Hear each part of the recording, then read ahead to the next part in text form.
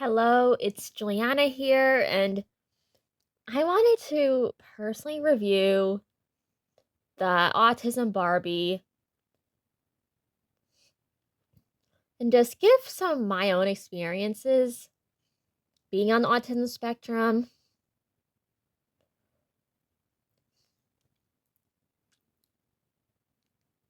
So to to establish that I do indeed have an Asperger's syndrome di- diagnosis. It's also known as high functioning autism.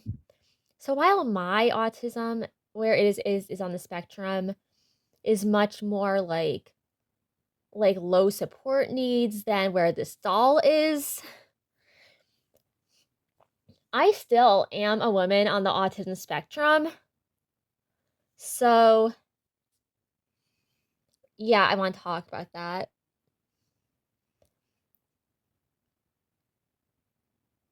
So the portrayal of autistic women, especially in media, tends to be much more limited and restricted at times. Like you don't see much of it at all. And growing up, that was kind of sad. Like I really didn't have a lot of fictional characters who even had my condition or thought like me at all. And it was just kind of frustrating. And a common special interest I've noticed among a lot of especially like women and girls on autism spectrum is Disney princesses. And that makes me wonder, in what world is it like normal for Mattel to make an autism Barbie before Disney ever considers the idea of making an autistic Disney princess? Seriously, Disney, look at the petitions. They're there. They exist. Please consider making any sort of Disney princess with a mental disability. But other than that gripe, the point I'm trying to get across here is that the portrayal of women on autism spectrum is very limited compared to their neurotypical peers. And I've even had moments where like I had to literally explain to like kids and even teenagers what autism and Asperger's syndrome even are because schools don't teach that stuff. Like within like most neurotypical classrooms or like if you're not in like a special needs classroom, you are most likely not going to hear about autism or Asperger's or Down syndrome or a lot of different like mental conditions that people have. And the thing with diversity and inclusion in schools, it's lacking to begin with. So oftentimes the like special needs kids are kind of separated a bit from the neurotypical kids. And like and yeah, there's even when I was in school, there was always a sense of separation between like anyone with like disabilities who were like a minority and like the like neurotypical kids who all seem to have these perfect normal social lives,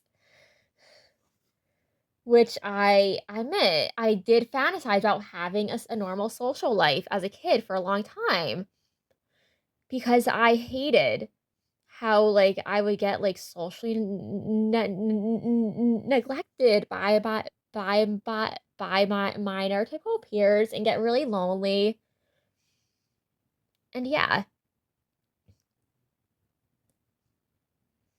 when you think differently from everyone else, even if you are higher functioning or have lower support needs and you can mask a little better, you still feel alone because you know deep down you'll never be normal. You'll never have that normal perfect social life you see others have. And something that I despise with, like, some, like, social media is that there are some, like, really mean people, like teenagers and stuff, who will openly use autism as an insult on forums and stuff, or, like, look at people like lol cows and assume that all, like, people on the spectrum are like that, when it's completely fake, and most people on autism spectrum are not like those more negative people. And yeah, so I guess let's move past this, like, little ramble, talk about what autism is. Autism is a mental disorder that is on a spectrum, so people can have varying degrees of it, and it affects the way you think and the way you express yourself emotionally. People on autism spectrum quite literally think differently in a neurotypical world.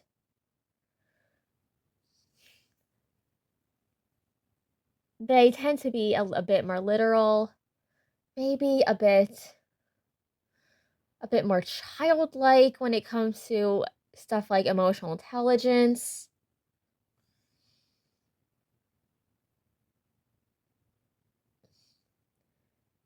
And their brains just specialize in completely different areas from, like, how neurotypical brains specialize.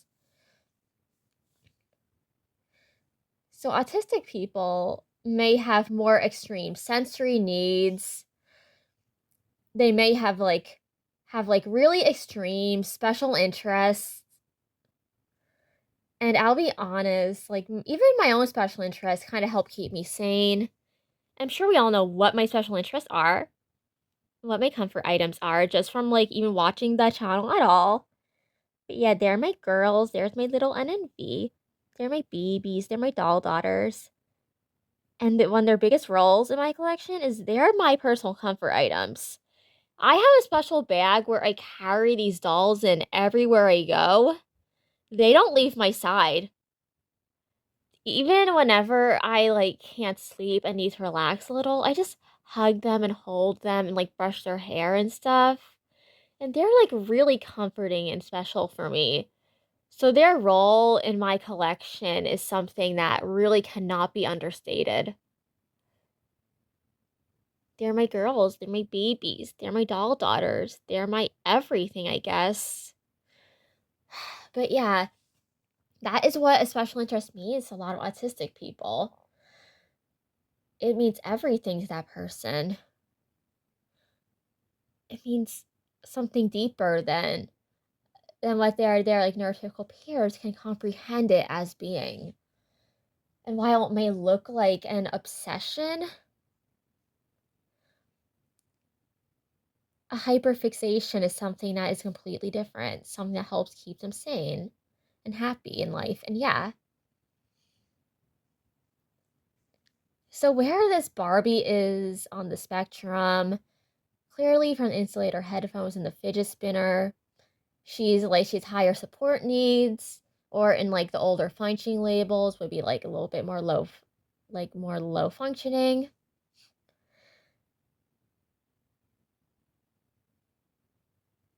So I want to explain the accessories real quick.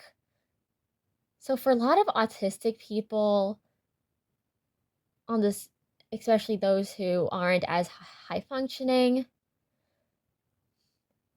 or like any autistic people who have like more extreme like sensory needs, insulator headphones are often used when someone on spectrum has sensitive hearing, meaning they hear things at a louder volume than it actually is, or how their minds will just fail to to cancel out like certain noises, so they cannot like focus unless if there's like too many different noises in a room. Like, I don't know if you've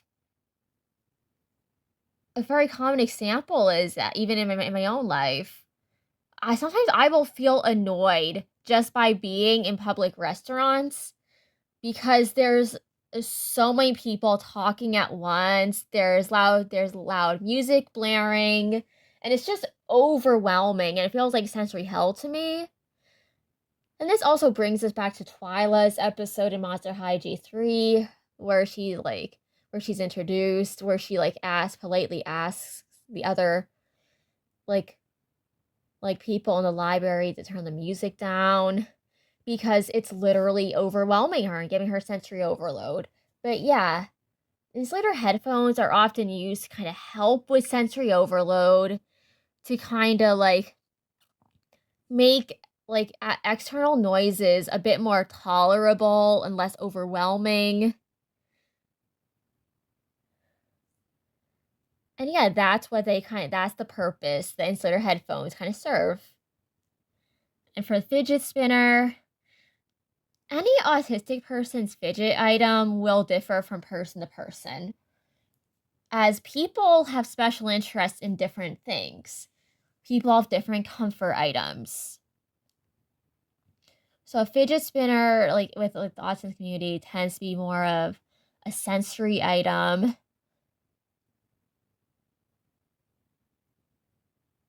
So with a lot of autistic people, especially lower functioning ones, they will tend to fidget a lot with their hands.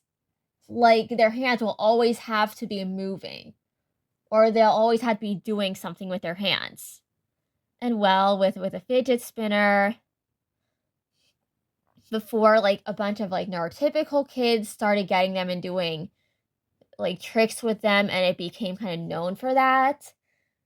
I'm pretty sure it was originally a tool made for autistic kids with stimming and stuff like that. Like a tool that didn't make any noise and that they could just kind of spin with their fingers. And it's just kind of more of a soothing thing for them. And there are other tools that serve a similar purpose to this. I'm sure you all know about those rubber sheets that have all the bubbles on them and you just pop them and stuff. Yeah, a fidget spinner is purpose is kind of similar to that, where it's more of a self-soothing kind of thing.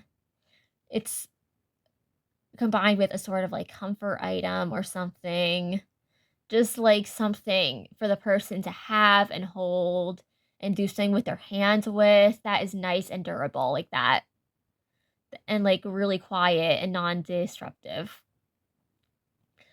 As for the communication tablet, a lot of autistic people who are more low functioning, I remember seeing these whenever I would visit the special needs classroom back in high school, just to help out the or say hi to the people in the special ed classes and stuff who don't really get as much interaction with those outside of it. And these tablets are were a very common sight with those classrooms.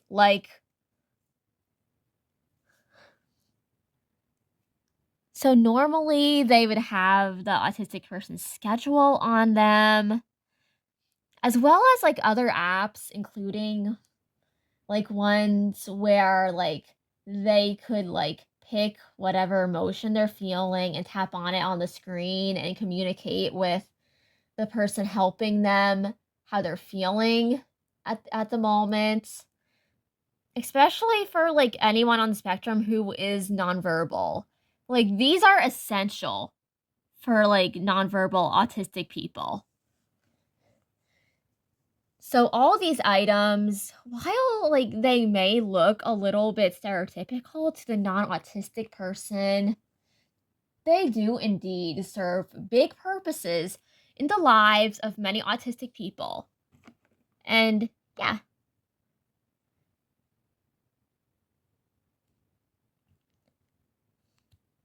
to the box, I really want to show her next to some other Barbies because I want you to know something really different about this doll.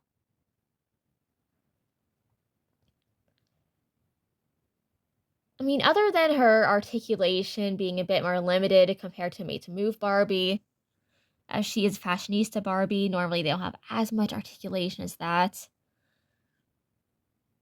But it's the eyes, it's the face. So yes, this doll is indeed meant to be Indian.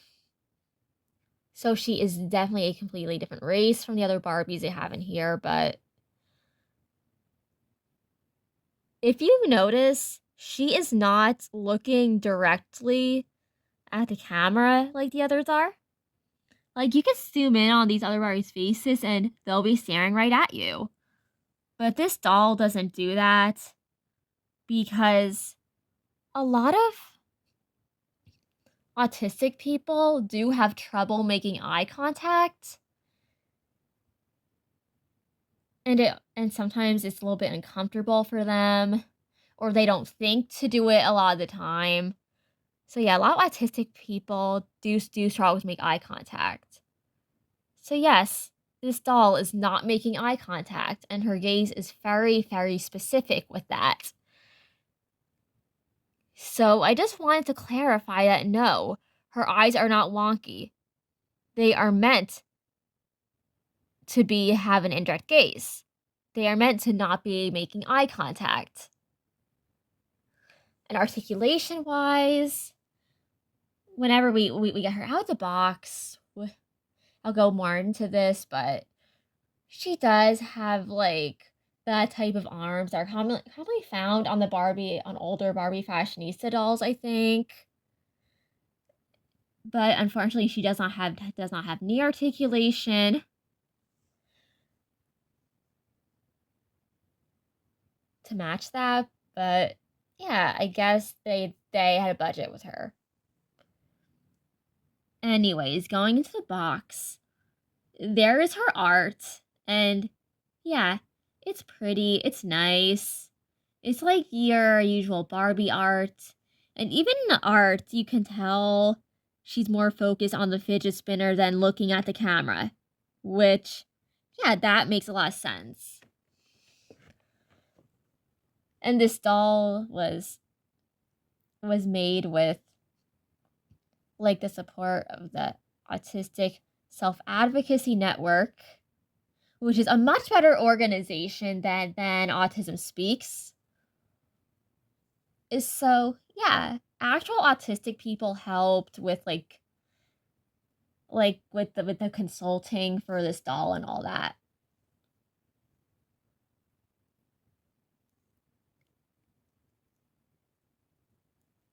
And yes, there's something about recycling up there. So apparently this made from plastic that was certified by the ISCC or whatever that is. Then there's the other side of the box where it has the whole thing about the plastic again. And then it goes into like the other dolls in this line, in this wave of fashionistas. But yeah, there's a bunch of dolls in this wave of fashionista Barbies. Of course. And yes, they give their like wheelchair Barbies full made to move articulation. So there's that, which I always found interesting of why they get full articulation, but not like other Barbies with disabilities. And then there's the back of the box. It's really just plain. Something that I feel like would fix this box for me is if Mattel had like put the like full descriptions like they put on the online listings for this doll, describing the usage of all her accessories and stuff, and the reason for her articulation, like on the back of the box, and as well as providing just like a simple short definition of what autism spectrum disorder is. Because as I explained before, it's something that isn't really taught in schools, and that not a lot of neurotypical kids who are probably buying these dolls were previously made aware of all that much. So, yeah, there's really no additional information to help with that conversation on the back of the box. But yeah, anyways,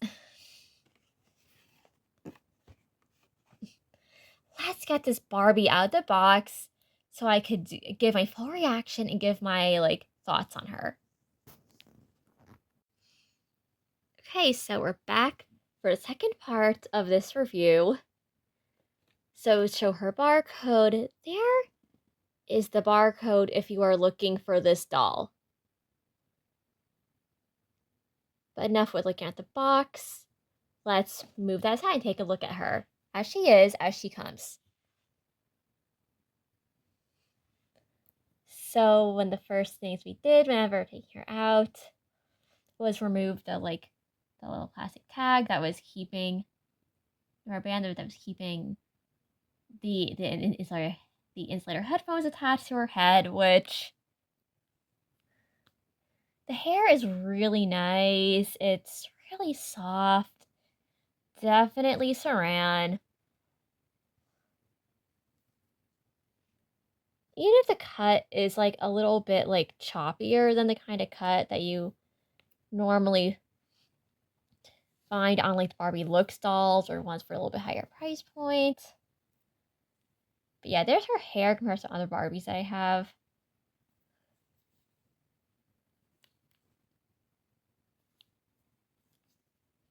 It's a really, really pretty, like, dark brown, kind of black looking color.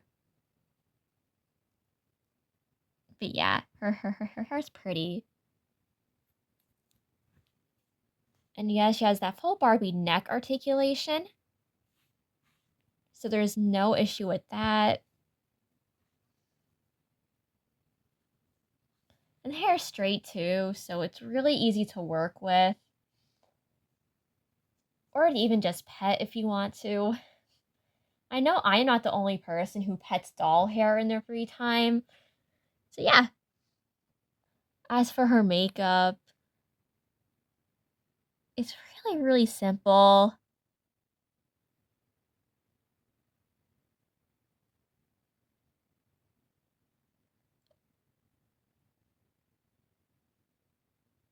And her face is done in a way where it doesn't really look like she's wearing makeup all that much, which, yeah, I guess that makes sense because she's meant to look a bit more casual, a bit more relaxed, and not like all done up for anything really.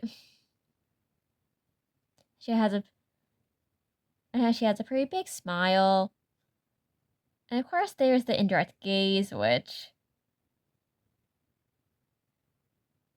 this doll will never look you in the eye because, well, that's how her eyes are printed. And for the arm articulation, it's like the fashionista articulation, where you have the 90 where they go out, that you have the 90-degree angle.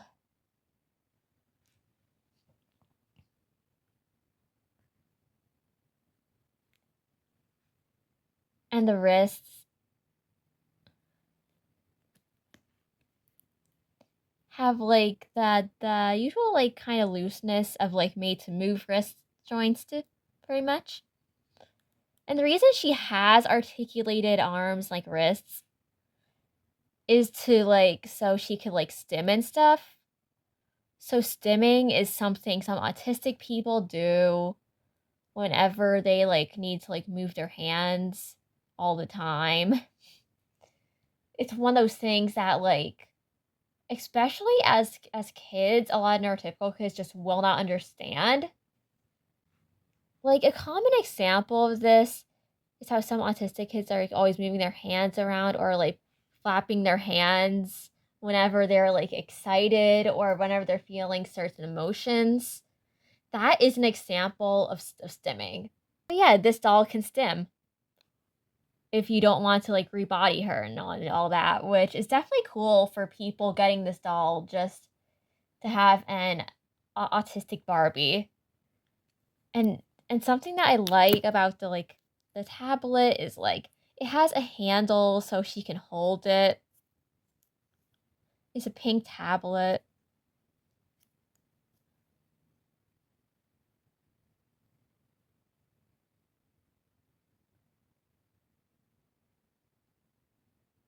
With, like, a bunch of little symbols on there to make it look like she's planning her schedule. And all that kind of stuff. So yeah, there's her little tablet.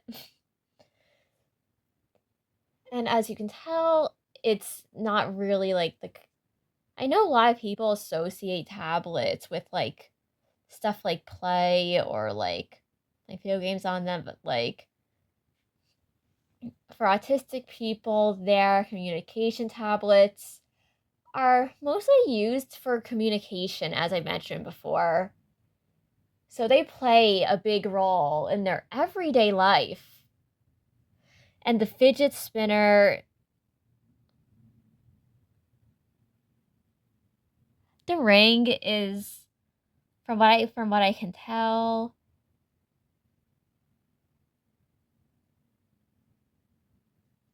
is separate from the thumb, and it's very secure on there with a rubber band and all that. So we will not be taking this off for now. And yes, it spins because it's a fidget spinner, and like this is like definitely a cool piece. Like for this doll, like if you're into that kind of thing. And like I said, all these accessories, and as this is a Barbie, all these accessories are removable. So if you don't want her holding them and stuff, you could like just take them off and dress her however you like. Because Barbies, that's kind of the point of them. They're supposed to be kind of whatever you imagine them to be through play, and yeah. As for the fabric of her dress, is this really soft material? It's kind of smoother than like a cottony material. But like, yeah. It's a really nice soft fabric. And the dress is very loose fitting because this doll is meant to represent like type of autistic person who prefers like more loose fitting fabrics and loose fitting clothes. Because some people autistic people get very sensitive whenever like certain like fabrics are like touching their skin and they don't like it. So that's what the dress is supposed to kind of show here. Even if the styling is really, really simple, like it's cute enough. And it's purple, so I'm not gonna like really bash it too much because yeah, it's simple, it's cute. Even though like if this doll was like at a higher price point, like 20 or so dollars at least, I feel like Mattel could have done a little bit more with the outfit. Maybe put her in something a little bit more detailed with like some more pieces and still kept it loose fitting and comfortable at the same time. Because that would definitely be really cool. Or maybe even something with like really comfortable like leggings or something like that would be really cute for her.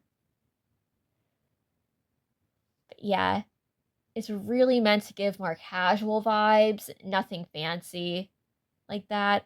So yeah. And then for the shoes, look at how her feet came tied together. Like, who okayed this? But anyways, we're gonna like free her like her feet from being tied together and cover this. So I'm back and well, yeah, I kind of fixed that like shoe situation. So you know how it's difficult to like get her shoes stay on her feet with that rubber bands. I did add rubber bands around her ankles to fix this dilemma. And she is wearing flats, and she has flat feet. And I know I am not the biggest fan of the flat feet because personally, as an autistic person in real life, I do tend to toe walk. But not every autistic person toe walks. And like some autistic people need to wear sensible shoes because they're a bit more clumsy. So that's what we feel like this doll is meant to represent with that. But anyways, the shoes are cute, purple flats. They look fine. Like even on a heeled foot mold, these shoes could still be cute and look sensible and look nice.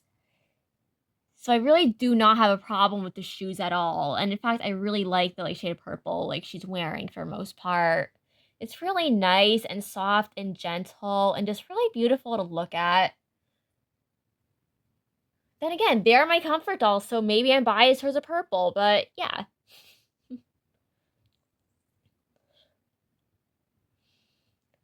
And as for who my favorite Barbie who I dressed up a lot is, this doll is, I kind of nicknamed her Amber the Barbie because her hair makes me think of the mineral amber a little bit. But yeah, this is a Barbie I like to just, like dress up and play with and just kind of use it in my videos a lot. So there she is. So as for Autumn Barbie's height, I did take the heeled boots off of my like made to move Barbie to kind of show her height here next to hers. And well, she is indeed the height and definitely has the build of an original Barbie. So there's that.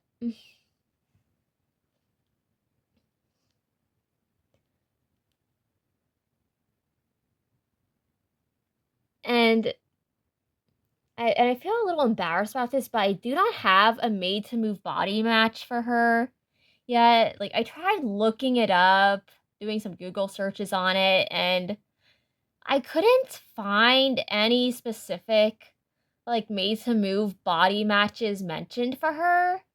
So if anyone knows like any original like Barbie sized made to move matches for her, please let me know because I feel like this doll definitely deserves to have like full articulation. And yeah. So how would I rate this Barbie? For the line that she's from, she's pretty good. The representation's great here. Like her design definitely works for the budget she is at. Even though I personally wish that Mattel could have put something on the back of the box to explain more of what her accessories do and what they mean, and more so about the condition she has, especially to inform people about it who may not understand. So there's that. There's my very small gripe right there. And also, it would have been nice if she had like more so like like one of those old like fashionista bodies, or like the kind of bodies from that one more deluxe fashionista line that Mattel released a few years ago, where they at least had the elbow and the knee joints, because those dolls had some really nice articulation, and it's really a shame that like Mattel didn't think to give her knee articulation to match her arm articulation being so good. So yeah. And as she's a Barbie, you can really style her however you want to. And I will not be restyling her right now. Like if I rebody her, maybe I will attempt a restyle, but for now, I just kind of want to show her as she comes and give my opinions on that. So, well, that was my review of the Autistic Barbie doll. As a woman on the autism spectrum, so goodbye, mysterious audience. I love you. And if you appreciate watching the channel, and well, that was my review on the Autism Barbie. Please like and subscribe if you want more doll content. And if you know what her made to move body matches are, please tell me. I really need to know.